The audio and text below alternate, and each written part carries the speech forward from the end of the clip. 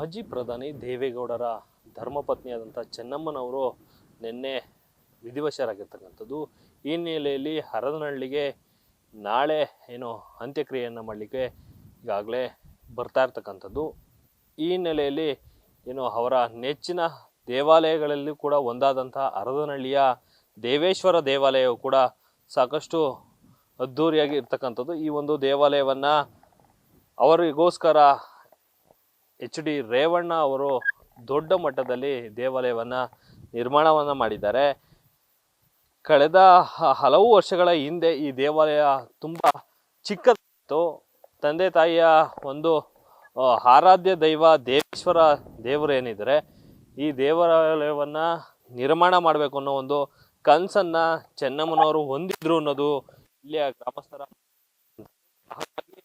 ಅವರ ನೆನಪಿಗೆ ಹಾಗೆ ದೇವೇಗೌಡರು ಯಾವುದೇ ಒಂದು ಕಾರ್ಯವನ್ನು ಮಾಡಲಿಕ್ಕೆ ಮುಂದಾದಂಥ ಸಂದರ್ಭದಲ್ಲೂ ಈ ಒಂದು ದೇವರಿಗೆ ನಮಿಸಿ ಮುಂದಿನ ಹೆಜ್ಜೆಯನ್ನು ಇಡ್ತಾ ಇದ್ರು ಅನ್ನೋದು ಕೂಡ ಇಲ್ಲಿಯ ಈ ಊರಿನ ಗ್ರಾಮಸ್ಥರ ಮಾತಾಗಿರ್ತಕ್ಕಂಥದ್ದು.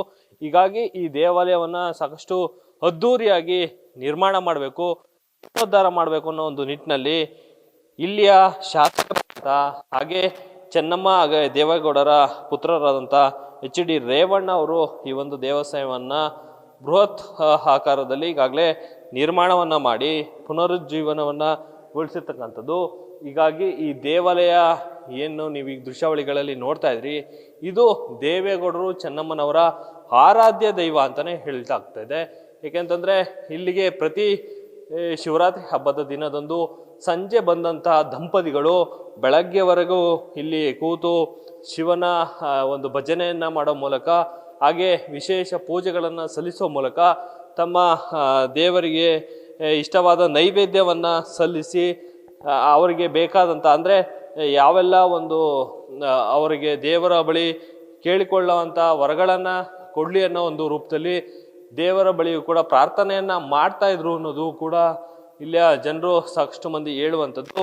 ಹೀಗಾಗಿ ಈ ದೇವಾಲಯ ಏನಿದೆ ಇದು ಬರೀ ಶಿವರಾತ್ರಿ ಸಮಯದಲ್ಲಿ ಮಾತ್ರವಲ್ಲ, ಅದಲ್ಲದೆ ಬೇರೆ ಬೇರೆ ದಿನಗಳಲ್ಲೂ ಕೂಡ ಈ ಆಸನಕ್ಕೆ ಬಂದಂಥ ಸಂದರ್ಭದಲ್ಲಾಗಿರ್ಬೋದು ಅಥವಾ ಬೇರೆ ಅಂದರೆ ಬೇರೆ ವಿಷಯಗಳಾಗಿರ್ಬೋದು ಅಥವಾ ಚುನಾವಣಾ ಸಂದರ್ಭಗಳಲ್ಲಾಗಿರ್ಬೋದು ಅಥವಾ ಗ್ರಾಮದ ಒಂದು ದೇವರ ಜಾತ್ರೆ ಸಂದರ್ಭದಲ್ಲಾಗಿರ್ಬೋದು ಎಲ್ಲ ಸಂದರ್ಭದಲ್ಲೂ ಕೂಡ ಈ ಒಂದು ದೇವರಿಗೆ ಬಂದು ನಮಿಸುವಂಥವನ್ನ ಕೆಲಸವನ್ನು ಮಾಡ್ತಾಯಿದ್ರು. ಇದನ್ನು ಜೀರ್ಣೋದ್ಧಾರ ಮಾಡಿದಂಥ ಸಂದರ್ಭದಲ್ಲಿ ನೆಚ್ಚಿನ ಶ್ರೀಗಳಾದಂಥ ಶೃಂಗೇರಿ ಮಠದ ಶ್ರೀಗಳನ್ನು ಕರೆಸಿ ಈ ಒಂದು ದೇವಾಲಯವನ್ನು ಕೂಡ ಉದ್ಘಾಟನೆ ಮಾಡಿಸಿದ್ರು.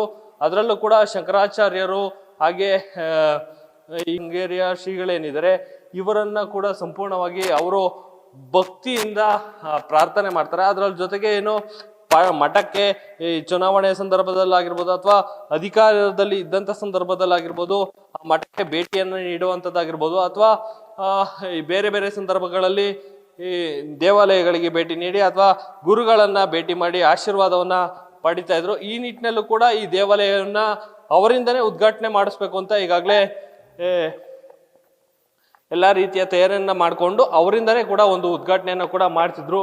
ಒಟ್ಟಾರೆಯಾಗಿ ಹೇಳಿದರೆ ಚೆನ್ನಮ್ಮನವರ ಕನಸನ್ನ ಈಡೇರಿಸಿದಂಥ ಎಚ್ ಡಿ ರೇವಣ್ಣ ಅವರು ಅವರ ಹೇಳಿದ ರೀತಿ ಅಂದರೆ ದೇವಾಲಯ ಸಣ್ಣದಾಗಿತ್ತು, ಆದರೆ ಈಗ ಸಾಕಷ್ಟು ಬೃಹತ್ ಆಕಾರದ ಒಂದು ದೇವಾಲಯವನ್ನು ನಿರ್ಮಾಣ ಮಾಡಿ ಇಲ್ಲಿಯ ಸಾಕಷ್ಟು ಪೂಜೆ ಪುನಸ್ಕಾರಗಳನ್ನು ದಿನನಿತ್ಯ ಮಾಡಲಿಕ್ಕೂ ಕೂಡ ಮುಂದಾಗಿರ್ತಕ್ಕಂಥದ್ದು. ಅದ್ರ ಜೊತೆಗೆ ಚೆನ್ನಮ್ಮನವರು ಬಂದಂಥ ಸಂದರ್ಭದಲ್ಲಿ ಅಷ್ಟೇ ಮಾತ್ರ ಅಲ್ಲ, ಪ್ರತಿ ಗುರುವಾರ ಮತ್ತು ಸೋಮವಾರ ಕೂಡ ಎಚ್ ಡಿ ರೇವಣ್ಣ ಅವರು ಈ ಒಂದು ದೇವಾಲಯಕ್ಕೂ ಕೂಡ ಭೇಟಿ ನೀಡ್ತಾರೆ ಅನ್ನೋದು ಕೂಡ ಈ ಊರಿನ ಗ್ರಾಮಸ್ಥರ ಮಾತಾಗಿರ್ತಕ್ಕಂಥದ್ದು. ಹೀಗಾಗಿ ಈ ದೇವರನ್ನ ಸಾಕಷ್ಟು ನಂಬಿರ್ತಕ್ಕಂಥ ದೇವೇಗೌಡರು ಹಾಗೆ ಚೆನ್ನಮ್ಮನವ್ರು ಏನಿದ್ರೆ ಅವರು ಕೂಡ ಈ ದೇವಾಲಯಕ್ಕೆ ಪದೇ ಪದೇ ಭೇಟಿಯನ್ನು ನೀಡಿ ದೇವರಿಗೆ ನಮಿಸುವಂತ ಕೆಲಸವನ್ನ ಮಾಡ್ತಾ ಇದ್ರು. ಕ್ಯಾಮ್ರಾಮನ್ ಕಾರ್ತಿಕ್ ಜೊತೆ ಮೋಹನ್, ನ್ಯೂಸ್ ಫಸ್ಟ್, ಹರದನಹಳ್ಳಿ.